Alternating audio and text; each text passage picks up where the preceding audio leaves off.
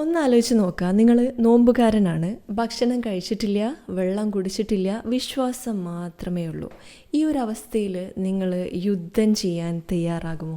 റമളാൻ 17-ന് 313 മുസ്ലിമീങ്ങൾ 1000-ൽ പരം വരുന്ന ആളുകളോട് പൊരുതി വിജയിച്ചു. അവർ ക്ഷീണിതരായിരുന്നു, നോമ്പെടുത്തവരായിരുന്നു, വളരെ അവശരായിരുന്നു. ലോജിക്ക് പറയുന്ന വിജയിക്കാൻ ഒരു ചാൻസും ഇല്ല. പക്ഷേ വിശ്വാസം അതിനെ മാറ്റിമറിച്ചു. റസൂലുള്ളാഹി സ്വല്ലല്ലാഹു അലൈഹി വസല്ലം 2 കൈകൾ ഉയർത്തി ദുആ ചെയ്ത സമയത്ത് അത് വെറും ഒരു പ്രാർത്ഥന മാത്രമായിരുന്നില്ല, ഒരു തെളിവായിരുന്നു.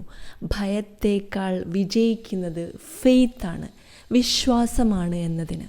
അതിനുശേഷം അല്ലാഹു തആല ഒരുപാട് മലക്കുകളെ ഇറക്കി അസാധ്യമായത് സാധ്യമായി കുറഞ്ഞ ആളുകൾ ഒരുപാട് ആളുകളെ കീഴ്പ്പെടുത്തി. ഈ ചരിത്രത്തിൽ നിന്ന് നമ്മൾ ഒരുപാട് പാഠം ഉൾക്കൊള്ളാനുണ്ട്. ഇന്ന് നമ്മൾ യുദ്ധം ചെയ്യുന്നത് വാളുകൊണ്ടല്ല, നമ്മൾ സ്വയത്തിനോടാണ് യുദ്ധം ചെയ്യുന്നത്. നമ്മളുടെ ക്ഷമയ്ക്ക് വേണ്ടി, നമ്മളെ ഡിസിപ്ലിന് വേണ്ടിയിട്ട്, നമ്മളുടെ പ്രാർത്ഥനകൾ പെർഫെക്റ്റ് ആക്കാൻ വേണ്ടിയിട്ട്. അതിൻ്റെ ഫോർമുല സെയിം ആണ്. വിശ്വാസവും നിങ്ങളുടെ ഭാഗത്തു നിന്നുള്ള എഫേർട്ടും ഉണ്ടെങ്കിൽ വിജയം ഉറപ്പാണ്. അതുകൊണ്ട് റമളാൻ ഫാസ്റ്റിംഗ് മാത്രമല്ല, ഫൈറ്റിംഗ് ആണ്. നിങ്ങളുടെ മടിയോടുള്ള ഫൈറ്റ്, നിങ്ങളുടെ പ്രൊക്രാസ്റ്റിനേഷനോടുള്ള ഫൈറ്റ്, നിങ്ങളുടെ ബാഡ് ഹാബിറ്റ്സിനോടുള്ള ഫൈറ്റ്. വിശ്വാസം കൊണ്ട് അവരെന്ന യുദ്ധം വിജയിച്ച് കാണിച്ചു തന്നത് നമ്മളും വിശ്വാസത്തിൽ വിജയിക്കാൻ വേണ്ടിയിട്ടാണ്. അള്ളാഹുവിലേക്ക് സമർപ്പിച്ച് കഴിഞ്ഞാൽ ബലഹീനനായവരെയും ബലഹീനതകളെയും സ്ട്രെങ്ത് ആയിട്ട് മാറ്റാൻ അള്ളാഹുവിന് കഴിയും.